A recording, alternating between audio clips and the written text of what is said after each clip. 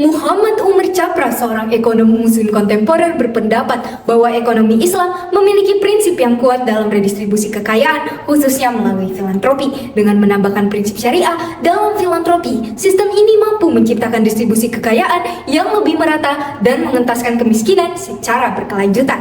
Assalamualaikum warahmatullahi wabarakatuh. Salam sejahtera bagi kita semua. Shalom, Om Swastiastu, Namo Buddhaya, dan salam kebajikan. Dewan Juri yang arif dan bijaksana, sebelum memasuki ranah argumentasi, izinkan kami tim Mavendra UIN Wali Songo Semarang untuk memperkenalkan diri. Saya Inaya Rahayu Wijaya sebagai pembicara pertama pro, rekan saya Dina Silvi Romantina sebagai pembicara kedua kontra, dan rekan saya Muhammad Faiz Al-Amin sebagai pembicara ketiga konklusi. Sebagai pembicara pertama, saya berada pada posisi pro dengan tegas, lugas, dan mantap mendukung mosi memasukkan prinsip-prinsip syariah dalam filantropi Islam sebagai strategi pengentasan kemiskinan global. Filantropi merupakan aktivitas berbagi dukungan dan sumber daya yang dilakukan secara sukarela untuk membantu sesama manusia. Dalam hal ini, filantropi Islam berlandaskan syariah yang mengutamakan kesejahteraan masyarakat melalui zakat, sedekah, infak, dan wakaf, serta mendorong keadilan dalam distribusi kekayaan dan tanggung jawab sosial sesuai ajaran Islam. Dewan Juri yang kami hormati, secara filosofis, dalam Islam filantropi bukan hanya tindakan kedermawanan, tetapi merupakan kewajiban moral dan spiritual. Prinsip syariah mendasari filantropi sebagai bentuk keadilan sosial, solidaritas, dan tanggung jawab kepada sesama manusia. Secara yuridis, banyak negara mayoritas muslim, salah satunya Indonesia, yang telah memiliki lembaga filantropis yang mengelola zakat, infak, sedekah, yaitu Badan Amil Zakat Nasional, merupakan badan resmi dan satu-satunya yang dibentuk oleh pemerintah berdasarkan keputusan Presiden Republik Indonesia Nomor 8 tahun 2001 yang memiliki tugas dan fungsi menghimpun dan menyalurkan zakat, infak, dan sedekah pada tingkat nasional. Lahirnya Undang-Undang Nomor 23 tahun 2011 tentang pengelolaan zakat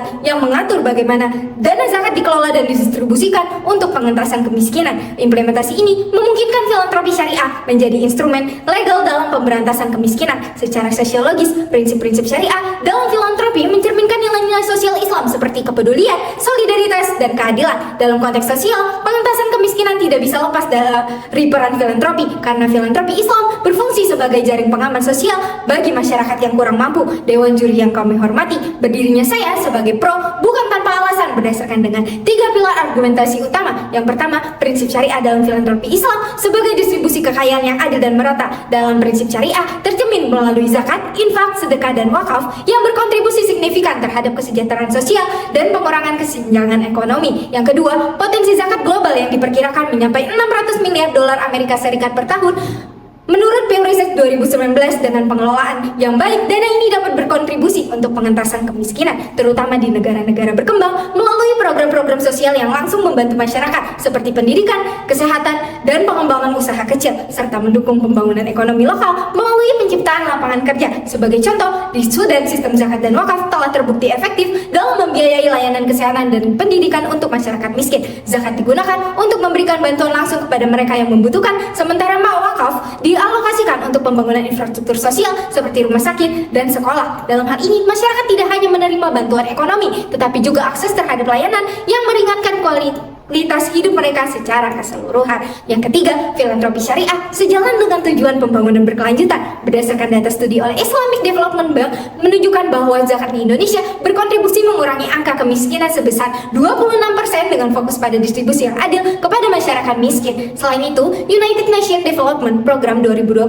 yang menunjukkan bahwa filantropi Islam memiliki potensi besar untuk berkontribusi pada pencapaian tujuan pembangunan berkelanjutan Sustainable Development Goals (SDGs), khususnya dalam pengentasan kemiskinan global. SDG nomor 1 tentang pengentasan kemiskinan. Dengan memanfaatkan dana zakat untuk program yang berkelanjutan dan inklusif, kita dapat mengurangi kemiskinan ekstrim, meningkatkan kesejahteraan masyarakat, dan mendorong stabilitas ekonomi. Menjadikan zakat sebagai instrumen strategis dalam mencapai tujuan pembangunan berkelanjutan secara global. Keberpihakan saya atas mosi ini didukung oleh teori redistribusi kekayaan. Bahwasannya ekonomi Islam mendukung argumentasi ini. Teori ini mengajarkan bahwa kekayaan tidak boleh terkonsentrasi pada segelintir orang saja, melainkan harus tersebar secara merata di seluruh lapisan masyarakat melalui mekanisme seperti zakat dan sedekah. Ini didukung oleh konsep makosib syariah yang salah satu tujuannya adalah pemeliharaan harta, termasuk memastikannya digunakan untuk kesejahteraan umum. Penerapan teori ini telah terbukti di beberapa negara yang menerapkan ekonomi syariah, seperti Malaysia yang menunjukkan penurunan signifikan dalam tingkat kemiskinan. Dewan Juri yang kami hormati, sebagai pembicara satu pro Pro dengan tegas, lugas, dan mantap mendukung mosi perdebatan ini karena prinsip syariah dalam filantropi Islam tidak hanya berfokus pada bantuan jangka pendek, tapi juga pemberdayaan ekonomi jangka panjang. Dengan menekankan pada redistribusi kekayaan secara adil, filantropi syariah mampu memberikan solusi yang menyeluruh dalam memberantas kemiskinan global. Sekian dan terima kasih.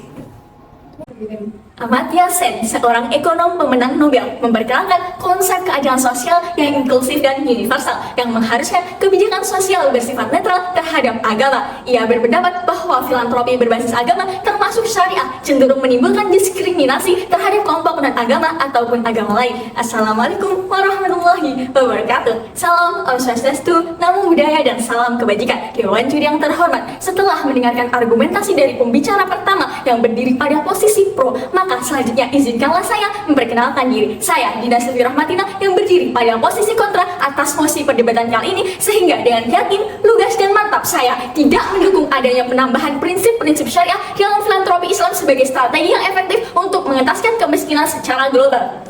Dewan juri yang terhormat, mengapa demikian? Karena apabila telah secara keseluruhan mengintegrasikan prinsip-prinsip syariah dalam filantropi Islam sebagai strategi pengentasan kemiskinan global mengandung banyak risiko. Secara filosofis, hal ini bertentangan dengan prinsip universalitas. Secara yuridis, penerapan syariah bertentangan dengan sistem hukum negara sekuler. Dan dilihat dari sudut pandang sosiologis, hal ini akan memperburuk kesenjangan sosial dan meningkatkan konflik antar agama.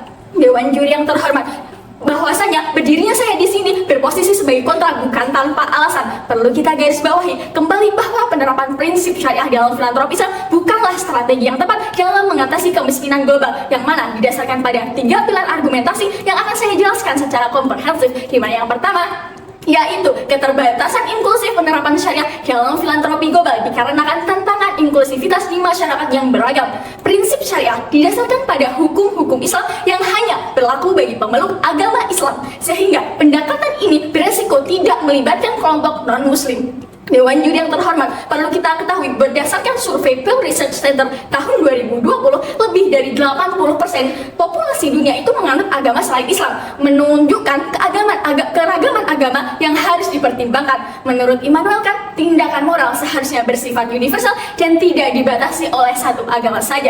Oleh karena itu, strategi berbasis syariah sangat tidak efektif dalam masyarakat yang pluralistik dan multikultural. Dewan juri yang terhormat, tidak hanya itu, bahwasanya memasuki poin argumentasi yang kedua, apabila strategi ini tetap diterapkan, maka akan menimbulkan konflik penerapan syariah dalam filantropi dengan prinsip kebebasan beragama internasional. Penerapan syariah dalam filantropi berpotensi melanggar prinsip hak asasi manusia internasional, khususnya kebebasan beragama. Menurut pasal 18 ayat 3 ICCPR, kebebasan beragama hanya boleh dibatasi oleh hukum jika diperlukan untuk melindungi ketertiban umum, kesehatan, moral, dan hak serta kebebasan orang lain. Dewan juri yang terhormat, dalam masyarakat plural yang tidak mengadopsi syariah, maka menambahkan prinsip syariah dalam filantropi dapat dilihat sebagai pelanggaran terhadap kebebasan beragama. Contoh nyatanya ialah negara sekuler seperti Prancis dan Jerman, di mana konstitusinya memisahkan antara agama serta negara, dan Pengadilan Hak Asasi Manusia Eropa selalu menolak kebijakan berbasis agama karena bertentangan dengan sekularisme dan kebebasan individu yang berpotensi menimbulkan konflik hukum secara internasional. Jadi, apabila dilihat dari tujuannya, di mana penambahan prinsip syariah dalam filantropi Islam untuk mengentaskan kemiskinan secara global, sekali lagi saya ulangi bahwa secara global, maka penerapannya tidak efektif. Sebagaimana poin argumentasi ketiga, yaitu memperdalam segregasi sosial dan memperparah ketidaksetaraan di masyarakat plural. Dewan juri yang terhormat, pengenalan prinsip syariah dalam filantropi berpotensi melebarkan kesenjangan sosial, terutama di negara-negara dengan mayoritas non-muslim. Hal ini tentunya dapat memicu segregasi karena filantropi berbasis syariah cenderung menyesat umat Islam sehingga mengabaikan kelompok lain. Bahkan berdasarkan laporan PBB, lebih dari 70% konflik itu bersifat etnis dan religius. Dewan juri yang terhormat, diberlakukannya dengan survei Keltis Ed Foundation tahun 2023, filantropi yang berorientasi pada nilai-nilai universal cenderung lebih efektif untuk berbagai latar belakang serta lebih berkelanjutan dibandingkan filantropi berbasis agama tertentu. Bahkan negara-negara seperti Kanada dan Selandia Baru yang menekankan pluralisme dalam kebijakan sosial berhasil mengurangi tingkat kemiskinan dengan pendekatan yang tidak terkait agama. Bahkan Dewan Juri yang terhormat, sebaliknya di negara-negara yang menerapkan syariah secara ketat seperti Pakistan, meskipun filantropi Islam besar, tingkat kemiskinan masih sangat tinggi. Hal inilah menunjukkan bahwa pendekatan syariah tidak menjamin keberhasilan dalam konteks global. Dari tataran argumen yang telah saya paparkan, maka dengan yakin, lugas, dan mantap, saya tetap tidak mendukung penambahan prinsip syariah dalam filantropi Islam sebagai strategi pengentasan kemiskinan. Sekian dan terima kasih. Muhammad Dawam Raharjo berpendapat bahwa praktik filantropi telah ada sebelum lahirnya Islam, yakni seiring dengan berkembangnya wacana keadilan sosial. Assalamualaikum warahmatullahi wabarakatuh. Salam sejahtera bagi kita semua. Shalom, Om Swastiastu, Namo Buddhaya, dan salam kebajikan. Dewan Juri yang kami hormati, saat ini saya sebagai pembicara tiga akan menyampaikan konklusi pada pertempatan kali ini dengan mosi memasukkan prinsip-prinsip syariah dalam filantropi Islam sebagai strategi pengentasan kemiskinan global. Dewan Juri yang kami hormati, berlandaskan dengan argumentasi pihak pro maupun kontra, posisi pro pendapat bahwa filantropi syariah yang berlandaskan zakat, infak, sedekah, dan wakaf merupakan strategi efektif untuk pengentasan kemiskinan global dengan menekankan bahwa filantropi Islam bukan hanya amal tetapi juga kewajiban moral dan spiritual yang mendukung keadilan sosial serta redistribusi kekayaan secara merata. Posisi pro menambahkan bahwa penerapan filantropi syariah di salah satu negara mayoritas muslim seperti Indonesia telah diatur oleh hukum yang memungkinkan filantropi syariah menjadi instrumen legal dalam pengentasan kemiskinan. Potensi zakat global juga dinilai sangat besar dan dapat berkontribusi pada pencapaian tujuan pembangunan berkelanjutan atau SDGs. Dewan Juri yang kami hormati, di sisi lain, posisi kontra berargumen bahwa penerapan filantropi syariah sebagai strategi global memiliki banyak keterbatasan. Pembicara kontra menyoroti bahwa prinsip-prinsip syariah hanya relevan bagi muslim, sehingga sulit untuk diterapkan di masyarakat pluralistik. Penerapan ini juga berpotensi melanggar prinsip kebebasan beragama dalam hukum internasional dan dapat memperburuk segregasi sosial di negara-negara dengan mayoritas non-muslim. Posisi kontra mengingatkan bahwa kebijakan yang berbasis agama bisa memperdalam ketidaksetaraan dan meningkatkan ketegangan sosial. Adapun kelebihan dan kekurangan dari kedua belah pihak, yakni posisi pro memiliki kelebihan dalam menggambarkan filantropi syariah sebagai sistem yang terstruktur, terbukti berhasil dalam mendukung kesejahteraan sosial di negara mayoritas muslim.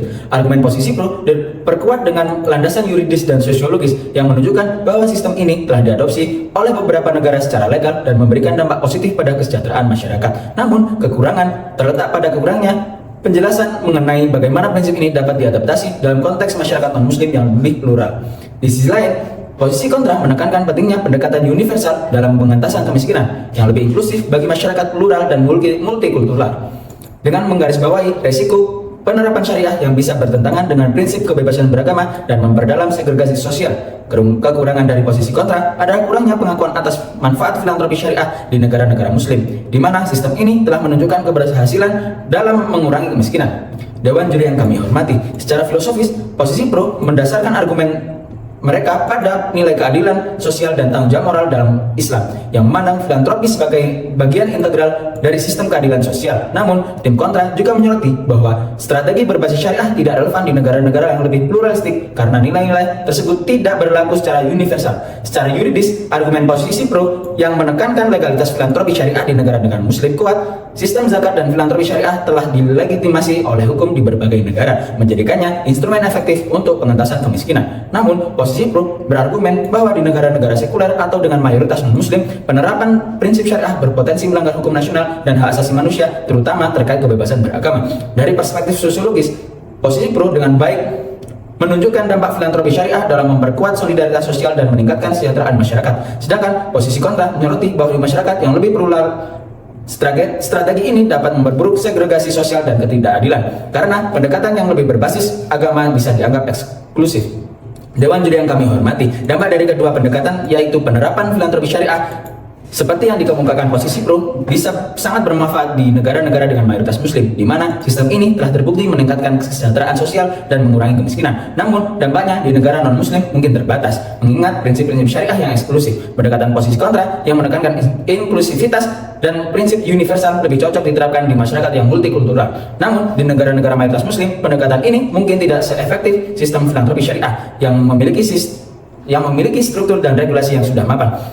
Dewan Juri yang kami hormati, berdasarkan landasan filosofis, yuridis, dan sosiologis, filantropi syariah dapat diakui sebagai instrumen efektif dalam konteks negara-negara yang mayoritas muslim. Namun, dalam upaya pengentasan kemiskinan global, strategi yang lebih inklusif dan universal diperlukan, sehingga dapat diterima oleh masyarakat multikultural dan tidak berbasis pada satu sistem keagamaan. Dengan demikian, saran dalam mosi perdebatkan ini yaitu melakukan kombinasi dari pendekatan universal dan prinsip syariah yang diadaptasi secara lokal dengan membentuk sebuah wadah untuk menjalankan filantropi yang dapat digunakan baik untuk masyarakat muslim maupun non-muslim dan dapat menjadi solusi yang lebih berkelanjutan serta efektif untuk mengurangi kemiskinan global. Sekian dan terima kasih.